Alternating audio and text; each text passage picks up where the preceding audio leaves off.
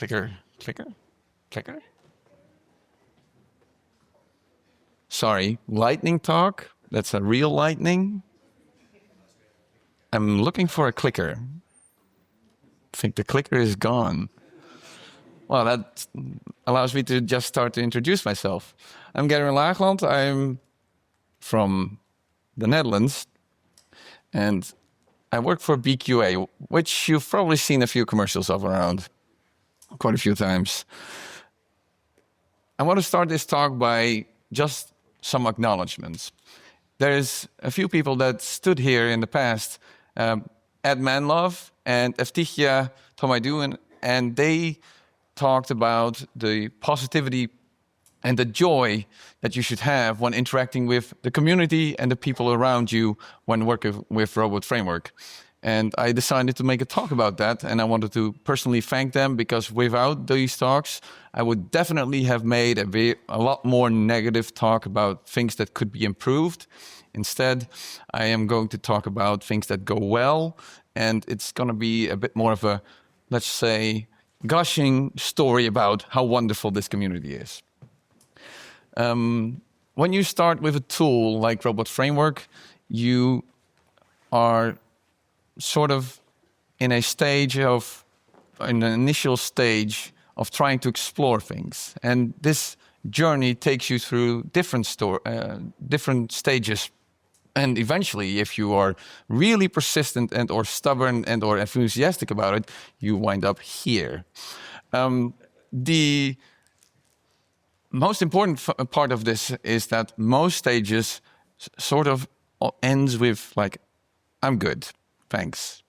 So what I want to try and focus on is what makes us go say yes to each stage. Let's continue, let's go on.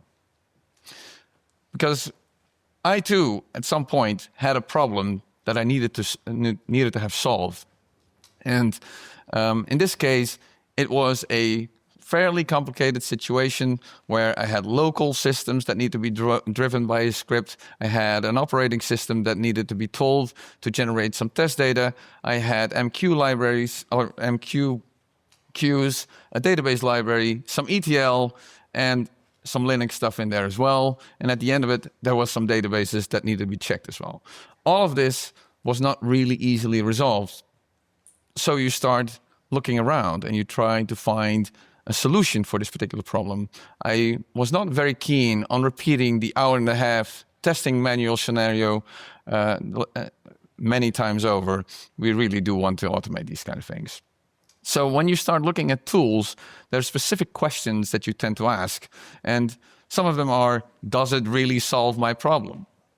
But also things like costs and ease of learning, as well as, does it really support my platform? Now, the next picture, you don't really have a lot of these types of colleagues, but sometimes you have these people that just come up with tools all the time, all over the place, and you don't really know what you're getting.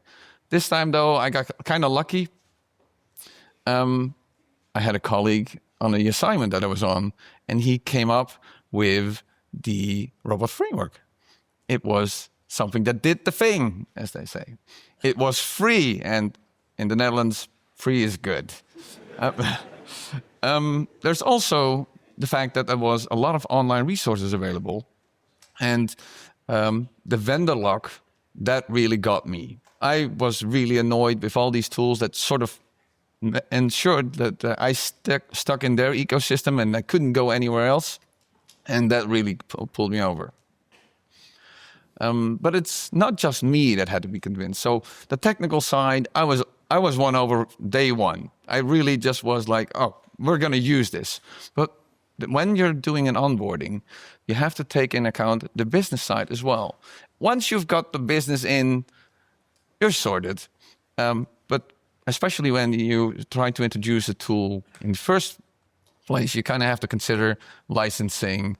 There's like testimonials, how's the market behaving, stuff like that. And it's just a lot more different than how we look from it from a technical perspective. So when you encounter someone who is doing the onboarding, what can you do? Like, What can we do as a community? What should we do? I would say try and be that colleague. Try to be an ambassador. Try to advocate for robot framework if it's a practical solution to the problem that people are struggling with. We like our pragmatism. Mika mentioned it at the start of our conference, but I also like our pragmatism. It needs to add to the solution. Show immediate value. Try to have an easy onboarding. Try to help people out that way. And finally, share solutions. Try to provide testimonials to ensure that you actually provide a tale where it's not just a one-trick pony kind of solution, but something that actually is carried by you all, by the community, by something bigger than just you. Oh, wrong button. So once you started with the onboarding, there's the learning phase. And the learning phase for me was looking for documentation. Fortunately, we have a lot of documentation. I was so happy with the user guide. It's a big, long list of text. We're trying to improve it. I didn't care. Every answer is in there, and if you didn't know that it was in there, Stack Overflow usually has a link to exactly where in the user guide you can find these things. But we've got more. We've got standard libraries, more documentation. We've got a YouTube channel with talks providing credibility, but also use cases on how to use these things. We have a style guide these days, and we've got more tutorials everywhere.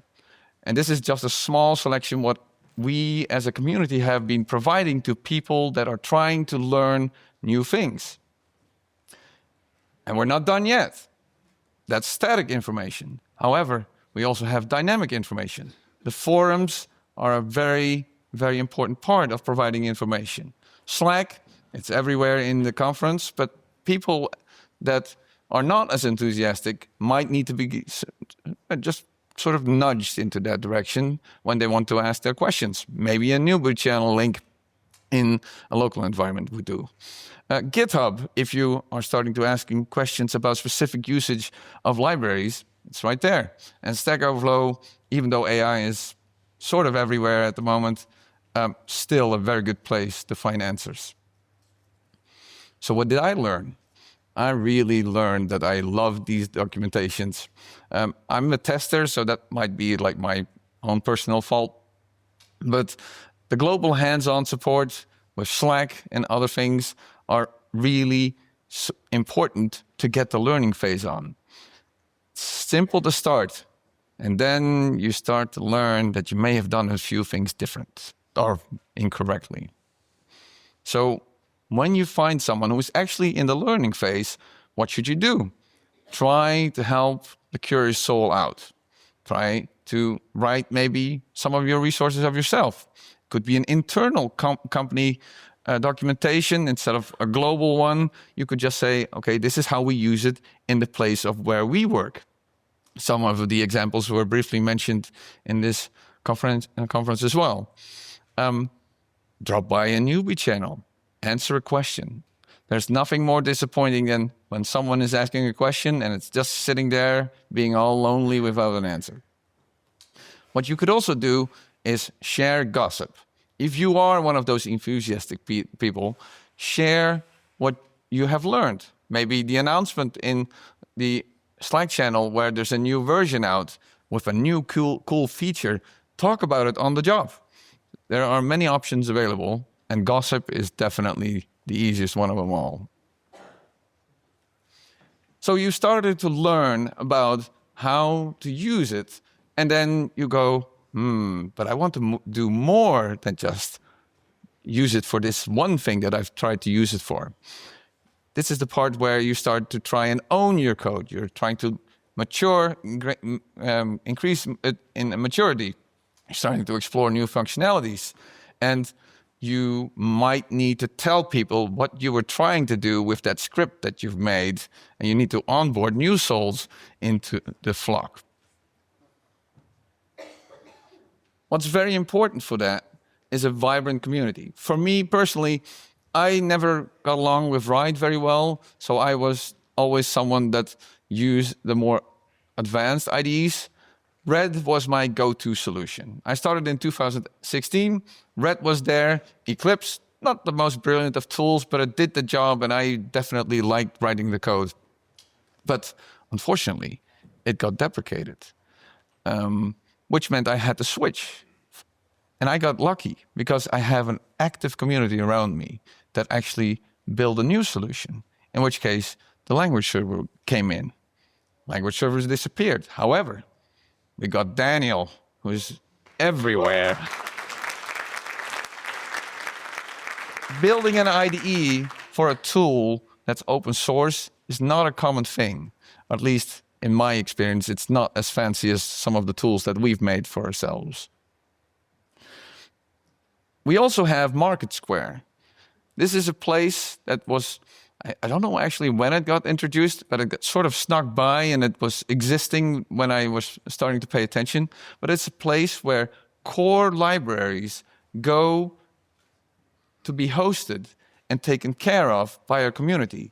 If you are a maintainer and you say, look, I'm very busy now, was in a good place at some point, I made something really cool, what do I need to do to actually hand it over to the community? We now have the Market Square. And I like the fact that's a Helsinki reference. Is it not Helsinki? Oh. So,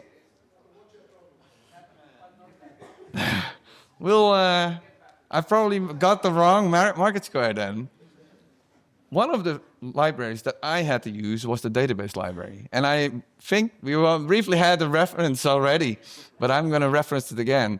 Andrei Mocinin actually made a very cool, super campy film for it, and actually picked up maintenance of the database library. That library had sat still for about 5 years or so, maybe even more. Didn't get much updates, but actually started getting updates again. And I couldn't be more happy about it. The fact that we have now alias functionality in there, excellent. So thank you, Andrei.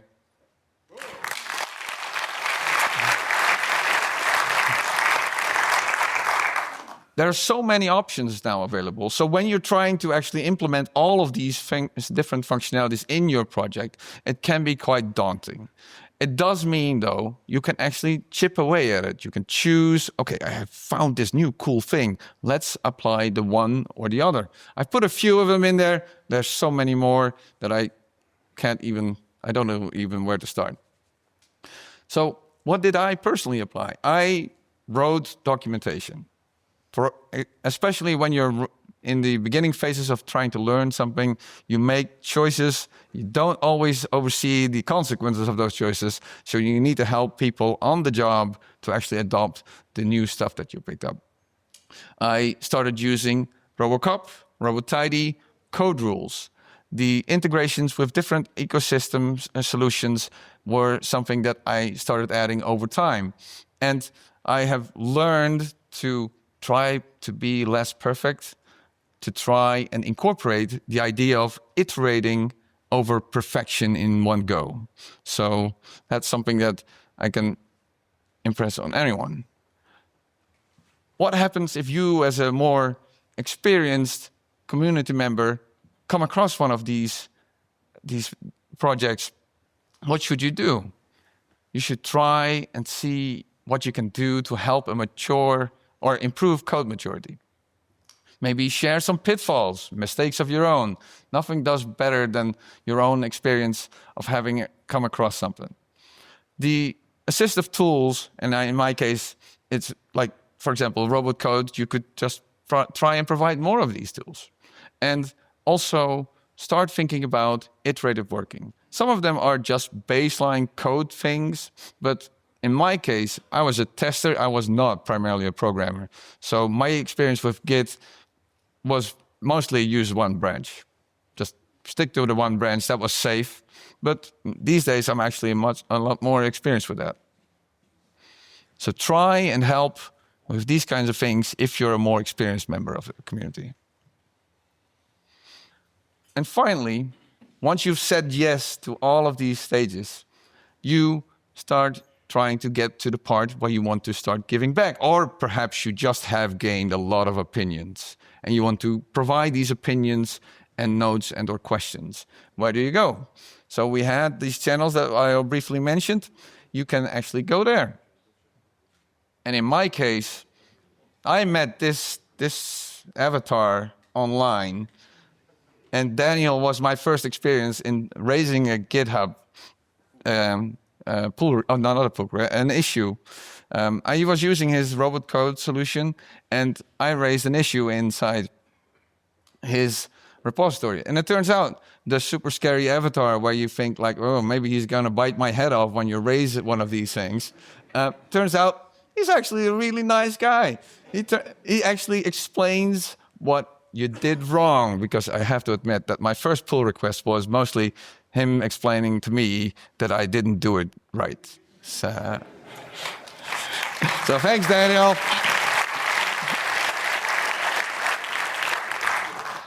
That first experience was a very important one, because it taught me that my head actually wouldn't get chopped off if I raised something on GitHub. And that put me on a road of actually going to RoboCon. And my first experience with RoboCon was a bit of a weird one, because I went to Helsinki, I showed up, checked the Slack channel, someone actually warned me about that, check your Slack channel because you know then what stuff is going on. And they told me to go to a German restaurant. We're in Finland. What? Why German? So anyway, I went there and I met some Germans, but I found a random American. And I actually got to talking really well, and we were discussing a lot of things. And in comes this whirlwind from Greece, who was announcing to everyone that she actually managed to secure some ouzo to ensure that people would get some at the after party. So basically, that set the tone of my first RoboCon. And I have to say thank you very much for that one. It's a very memorable experience.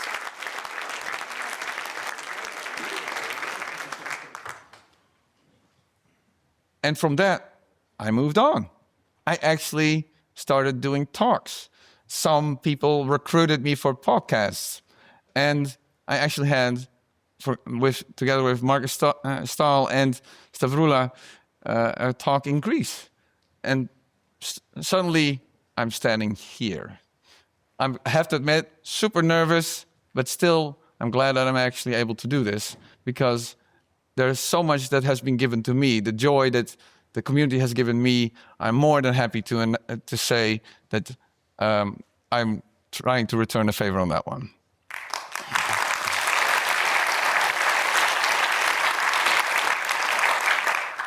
It's very important that when you're giving, you are again being returned the favor.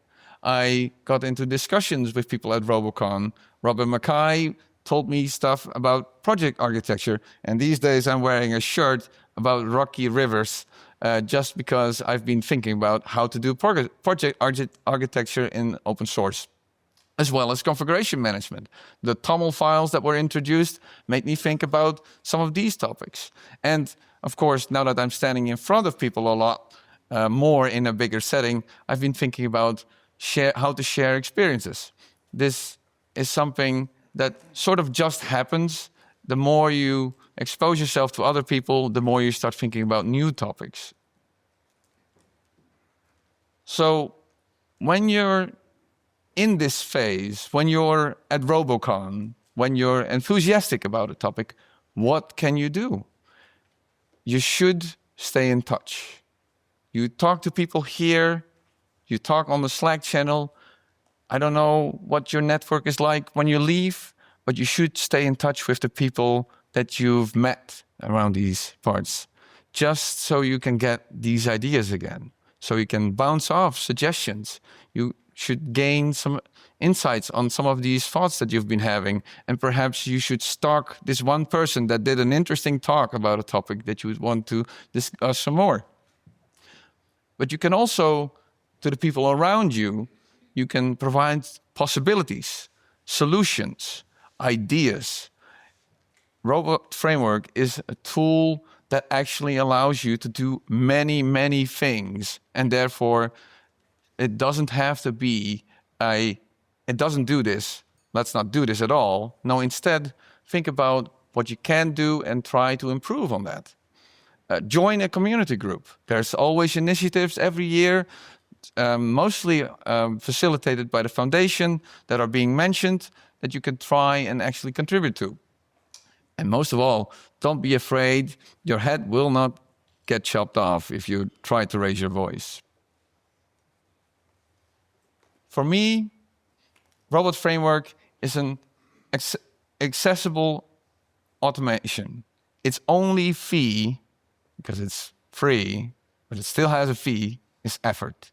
You need to spend time and effort to get good at what you do.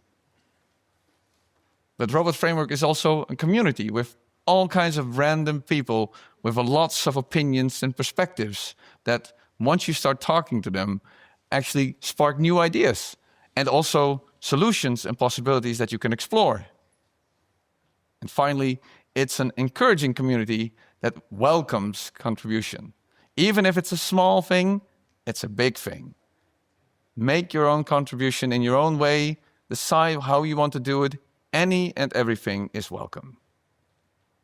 So that leaves me with just one final quote, which is, be excellent to each other as you have been to me and to others. And I would suggest to keep doing as you have.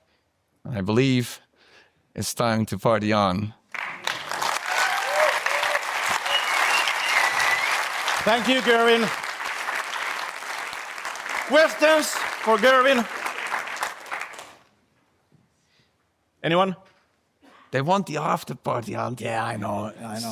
Does anyone want to? Yeah, there, Tatu. Tatu can share something or ask a question.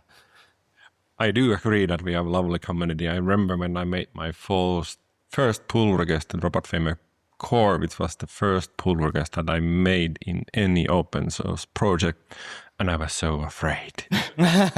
But thanks to Pekka, it went really smoothly and really nicely. And I did screw up when I made stuff in that pull request. It was before GitHub.